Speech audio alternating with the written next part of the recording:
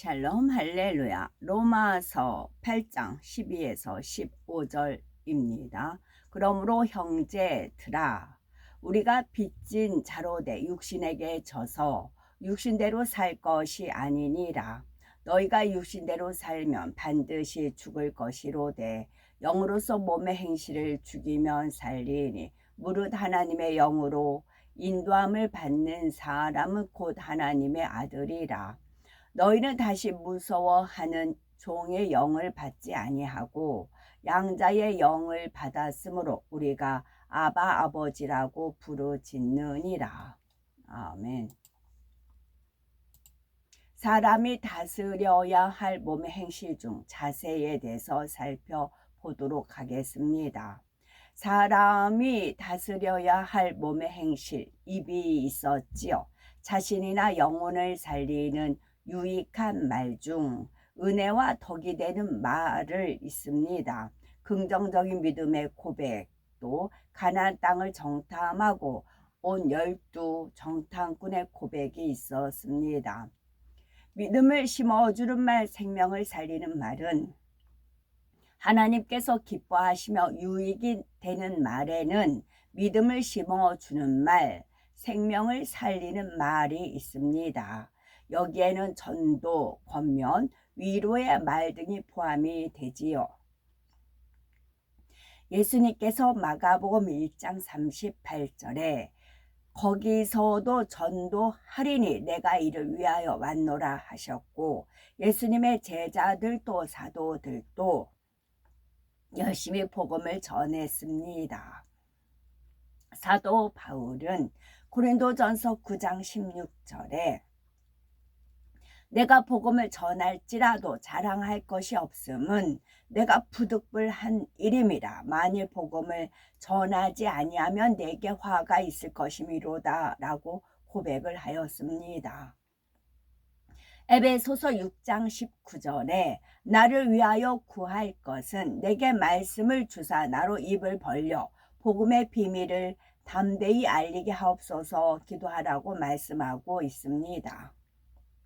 전도는 사람을 살리는 최고의 유익한 말입니다. 성도가 죄를 짓고 있을 때 하나님 말씀으로 권면하거나 믿음을 확고하게 할 수 있도록 가르치는 말 또한 생명을 살리는 유익한 말입니다. 히브리서 3장 13절에 매일 피차 권면하여 너희 중에 누구든지 죄의 유혹으로 강팍해 됨을 면하라 하셨지요. 권면함에 있어서도 사랑으로 상대에게 맞는 필요 적절한 말을 할 때 상대가 변화될 수가 있습니다. 답답한 마음, 불편한 마음이 있을 때는 아무리 선하게 말한다 해도 상대에게 생명이 되지가 않지요.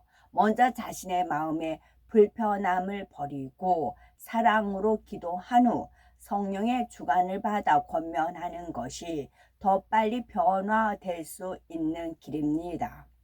전도나 권면의 말같이 유익한 말이라도 때와 장소, 상대에 맞게 말하는 지혜가 필요하지요. 잠언 15장 23절에 사람은 그 입의 대답으로 말미암아 기쁨을 얻나니 때에 맞은 말이 얼마나 아름다운고 하신 말씀대로 권면하고 지적할 때도 상대의 기분이나 상황을 보고 말하는 배려도 필요합니다. 때와 장소에 맞는 말에 관해 또 새 교회 안에서는 세상적인 대화를 삼가야지요. 성전안 어디서든지 사업 얘기, 의식주에 대한 육적인 대화가 있어서는 아니 됩니다. 성전은 하나님을 경외하고 영화롭게 하는 찬양과 기도, 예배가 있는 곳이며 충성하여 하늘나라의 상급을 쌓고 하나님 나라를 확장하는 곳입니다. 성전 안에서 우리의 언행이 하나님께 무례함이 되지 않도록 항상 주의해야 되는 것이지요. 또한 기도하고 찬양하고 하나님께 감사와 영광을 돌리는 지혜로운 입술이 되어야 합니다. 하나님께서 기뻐하시고 우리에게서 듣기 원하시는 말이 있습니다. 바로 기도하며 찬양하는 소리이지요. 이사야서 43장 21절에 이 백성은 내가 나를 위하여 지었나니 나의 찬송을 부르게 하려 함이리라 했습니다. 시편 150편 6절은 호흡이 있는 자마다 여호와를 찬양할지어다. 할렐루야. 구원받은 우리 하나님의 자녀된 이들은 그 입술로 찬양하기를 힘써야 합니다. 시편 42편 5절에 내 영혼아 네가 어찌하여 낭망하며 어찌하여 내 속에서 불안하여 하는고. 너는 하나님을 바라라. 그 얼굴의 도우심을 인하여 내가 오히려 찬송하리로다 고백합니다. 어려움 중에 기도하며 하나님을 부르고 기도할 때 문제 해결에 믿음이 주어지며 도우시는 하나님의 손길을 체험할 수가 있습니다. 우리의 입술은 하나님의 권능과 그 역사를 고백해야 합니다. 시편 105편 2절에 그에게 노래하며 그를 찬양하며 그의 모든 기사를 말할지어다. 하나님께서 주신 많은 복과 놀라운 기사와 표적들을 고백하며 영광 돌릴 때 더 크고 귀한 일들을 나타내 주십니다. 선한 말만 해야지, 진리의 말만 해야지 생각하고 다짐해도 안 될 때가 많습니다. 그거는 왜 그럴 걸까요?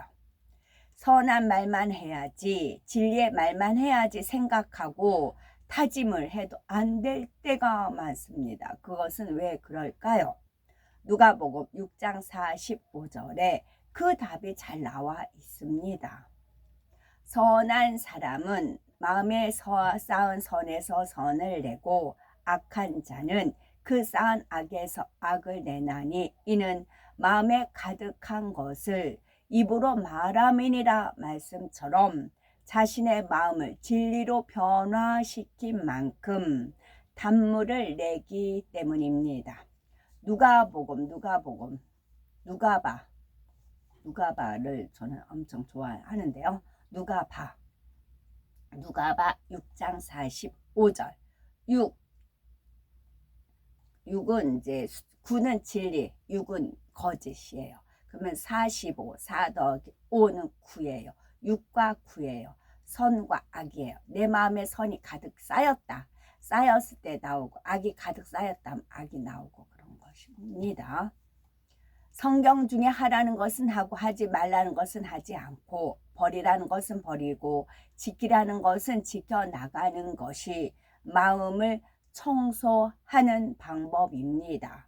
물로 몸을 씻어 때를 제거하듯이 진리의 말씀인 물로 영적인 더러움인 죄성을 제거하는 작업이지요. 어떤 것은 너무 오래돼서 찌들기도 합니다. 그럴 때는 쇠 수세미로 녹을 제거하듯이 영적으로는 금식이라는 쇠 수세미를 사용해서 비진리의 녹을 제거해야 합니다. 어찌하든지 선한 마음을 갖겠다는 각오로 기도해 나간다면 하나님의 은혜와 능력, 성령의 도우심이 임하셔서 하루가 다르게 깨끗이 청소가 됩니다. 요한일서 3장 18절에 자녀들아 우리가 말과 혀로만 사랑하지 말고 오직 행함과 진실함으로 하자 하신 것처럼 행함까지 온전해지는 것입니다. 여기서도 요한일서 3장 1 더하기 8은 9예요. 잘못하면 욕이 돼요. 18 그래요. 그러나 1 더하기 8은 9입니다. 자녀들아 우리가 말과 혀로만 사랑하지 말고 말과 혀로만 말만 하는 사람이 있잖아요. 18 이제 그렇게 나와요. 말과 혀로만 말만 잘해. 그럼 18 그게 나온다고요. 그러나 그 사람이 말과 혀로 하는 것이 행함으로 오직 행함과 진실함이 나와요. 오직 행함과 진실함이 나와요. 행함과 진실함이 나와요. 그러면은 9가 되는 겁니다. 플러스가 되는 겁니다. 행함 플러스 진실함이 되는 것입니다. 그러면 행함까지 온전해집니다. 우리의 행함이 온전하려면 어떻게 해야 될까요? 여기서 이제 하나님 영광이니까 이제 말과 행함과 진실함으로 하자. 그 이제 평택에 저희가 짐을 맡기려고 하다 보니 거기에 이제 중국집이 있어요. 중국집이 짜장 짬뽕. 이제 주로 우리 이제 여름에는 콩국수 먹습니다. 짜장 짬뽕 콩국수 이제 그런 거 이제 먹어요. 매주 가서 점심 먹습니다. 근데 이제 가면 이제 사진 혼자 이제 막 이리 뛰고 저리 뛰고 하세요. 그럼 테이블이 2개 있으면 우리가 앉으려면 그 테이블에 있잖아요. 그럼 어차피 저는 이제 시간도 있고 손이 노니까 그 그릇은 이제 그 주방 쪽에다 옮겨주고 테이블은 또 소주병 같은데 그 소주가 남은 물을 좀 타서 해서 이제 그 테이블에다 뿌리고 이제 휴지로 닦아요. 그러면은 이제 소독도 되고 어차피 기다리니까 음식 기다리니까 이제 걷어주고 또 이제 우리 먹은 건 어느 정도 걷어주고 정리하고 그렇게 매번 그렇게 나와요. 그러니까 이제 한가할 때는 그게 이제 그게 티가 안 났다가 어제는 엄청 이제 바빴어요. 방에도 손님이 있었고 또 막 사장님 배달 가고 혼자 배달도 하시고 하면서 해요. 그래서 배달 간 사이에 우리 먹은 거 테이블 싹 치우고 이제 어느 정도 정리하고 그러고 나왔어요. 늘 하던 일입니다. 그런데 이제 어제 유난히 더웠어요. 유난히 이제 더워서 오후에 비가 온다고 일기예보 보니까 그래요. 그래서 물을 많이 보통 10병 정도 500ml 페트병 얼려 가는데 그날은 5개 정도만 가지고 갔어요. 그때는 의외로 날씨가 굉장히 뜨거웠습니다. 이제 경찰관이 이제 아침에 한번 이렇게 이제 체크하냐고 왔다 가시거든요. 아이고 수고하십니다. 덥네요. 이제 그러시더라고. 완전 여름이네요. 그래서 사람만 생각하면 되나요? 이렇게 더워야 곡식이 익지요. 그랬더니 아이 그러네요 하면서 가셨어요. 그런데 한참 더운데 이제 그 짜장집 사장님이 오토바이 타고 쑥 오셨어요. 뭘 내놓으세요? 수박을 이쁘게 잘라가지고 삼각형으로 이쁘게 잘라가지고 한 접시 가져오신 겁니다. 너무 달게 맛있게 먹었어요. 한참 더웠던 참이라 너무 달게 맛있게 먹었어요. 너무 감사했어요. 그랬을 때 주님께서 행함과 진실함, 감동을 줬을 때 사람이 움직이는 거거든요. 그랬을 때 이분을 이제 감동을 준 자체는 본인이 이제 배달을 나갔고 이제 방에 손님 2테이블이 있었어요. 그리고 우리가 먹고 나갔는데 왔는데 테이블에 막 그 짬뽕에 뭐에 막 어수선하면 이것도 지워야지 저 사람도 음식도 줘야지 그 마음이 얼마나 분주하겠어요. 그랬는데 딱 들어왔는데 테이블이 정리가 되어 있어요. 깨끗이 이제 정리가 되어 있으니까 마음이 이제 부담이 덜 들어온 거죠. 그게 고마웠던 거였지요. 그 주님이 얼른 조명을 해주셔서 알았어요. 그게 고마웠어. 고마웠던 거야. 그러시더라고요. 그래서 이제 수박을 너무 맛나게 먹었습니다. 이렇게 행함과 진실함을 이제 물론 저는 주님께서 주관하셔서 그렇게 된 것입니다. 근데 반대로 우리 주인 전에 얘기했던 그 사모님 꼬장 하시더니 제가 이제 어지럽혀져 있는 그거 보고 이제 티집 잡은 그래서 주님 그럼 나 이사 가야 돼요. 이사 가야 돼요. 그랬지요. 일단 이제 말로 언약으로는 다시 이제 10월에 재계약을 이제 5번째 되거든요. 10년 8년 차고 이제 9년 차 들어갑니다. 이미 허락을 하셨어요. 그냥 살으라고 불만 내지 말고 살아라 이제 그러셨거든요.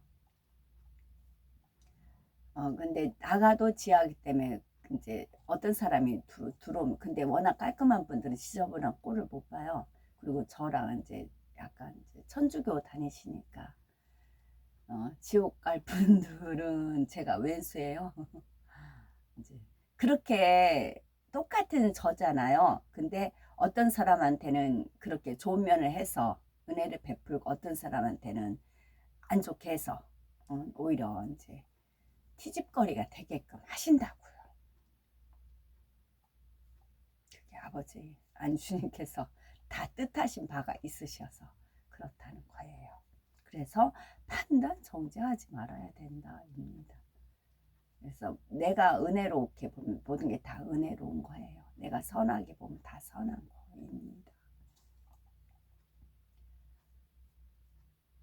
기품 있는 사람에게서는 옷매, 무시나 표정, 말투, 자세, 걸음걸이 등에서 품격이 느껴집니다. 반대로 건들건들 걷거나 구부정하게 앉아있는 사람, 예의에서 벗어난 행동을 하는 사람에게선 좋은 느낌을 갖기가 어렵습니다. 자세 하나만으로도 각 사람의 품격이 달라질 수가 있습니다. 우리가 주님의 교양으로 자세를 온전케 만든다면 교회에서만이 아니라 가정이나 직장, 사회 각 분야에서도 존귀한 자로 칭찬을 받을 수가 있습니다. 진리로 갖추어져 존귀한 자로 인정받게 되면 세상 직분의 높고 낮음과 상관없이 하나님께서 보장하시는 권세로서 능히 모든 것을 다스릴 수가 있기 때문입니다. 세상에서는 명령하고 지시하여 강하게 보여야 힘있고 많은 사람을 다스릴 것 같지만 영적으로는 그렇지 않습니다. 예수님께서는 다투지도 아니하셨고 들레지도 아니하셨으며 그래서 아무도 그 소리를 듣지 못했다 할 정도였으니 겉모습만으로 본다면 예수님에게서 무슨 힘과 권세를 느낄 수 있겠습니까? 예수님의 강한 힘은 고결한 품격, 바로 성결한 마음에서 나오는 자세에서 느껴지는 영적인 권세로 인한 것입니다. 이것이 우리가 갖추어야 할 자세인 것입니다. 세상에서는 겉모습만 반듯하며 예의가 바르다라고 하지만 예의 바른 사람은 아름다운 마음을 가지고 아름다운 행동을 하는 사람을 말합니다. 예절은 아름다운 마음씨가 행동으로 나타내기에 돈으로 살 수도 다른 사람으로부터 얻을 수도 없습니다. 사람들은 사회생활에 필요한 예의 범절을 부모나 주변 사람들을 통해 배웁니다. 식사 예절 등 일상적인 예의들 뿐만이 아니라 다른 사람의 입장과 상황을 살펴서 양보하고 희생하는 법 등을 배우지요. 이런 것들을 통틀어 예절 혹은 교양이라고 하죠. 옛말의 예라는 것은 사람이 지켜야 할 마땅한 도리로서 지나침도 부족함도 없어야 한다 합니다. 신앙생활과 예절 교양은 상관이 있습니다. 걸음걸이나 몸가짐, 말에는 그 사람의 마음과 성품이 배어있기 때문이지요. 베드로전서 1장 15절에 오직 너희를 부르신 거룩한 이처럼 너희도 모든 행실에 거룩한 자라가 되라 하신 것처럼 우리의 마음이 진리, 선, 사랑으로 변화되어 하나님을 닮았다면 그 행실도 반드시 교양 있는 언행이 나오게 됩니다. 몸의 행실의 영적인 뜻을 살펴보면 로마서 8장 13절은 너희가 육신대로 살면 반드시 죽을 것이로되 영으로서 몸의 행실을 죽이면 살리니 라는 말씀에서 몸의 행실은 영으로서 죽여야 하는 비진리에 속한 것임을 알 수가 있습니다.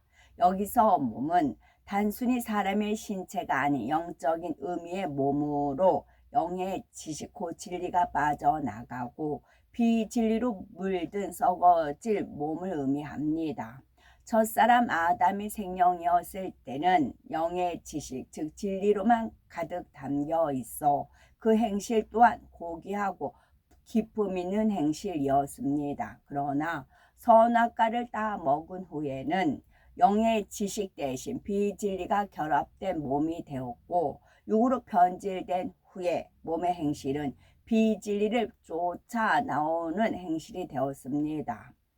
아담의 맏아들인 가인을 보면 이런 모습을 잘 알 수가 있습니다. 하나님에 대해서도 불손한 말과 모습이 있었고 형제간의 우애를 저버리고 자신의 감정도 다스리지 못했지요. 이러한 행동은 거룩함과는 거리가 먼 모습입니다.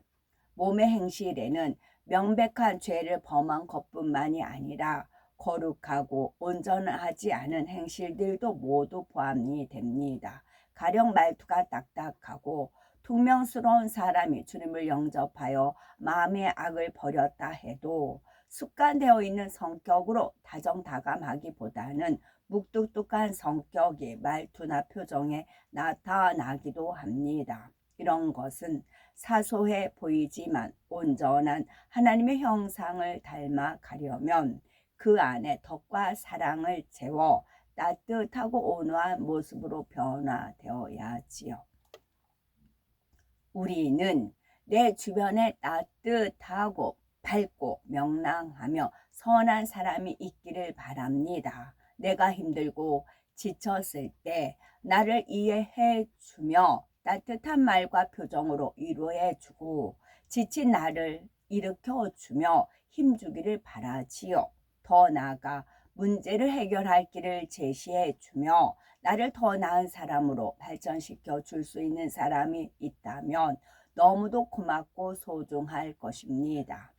상대에게 바라는 모습을 자신에게 대입한다면 누구에게든 사랑받고 꼭 필요한 사람이 될 것입니다.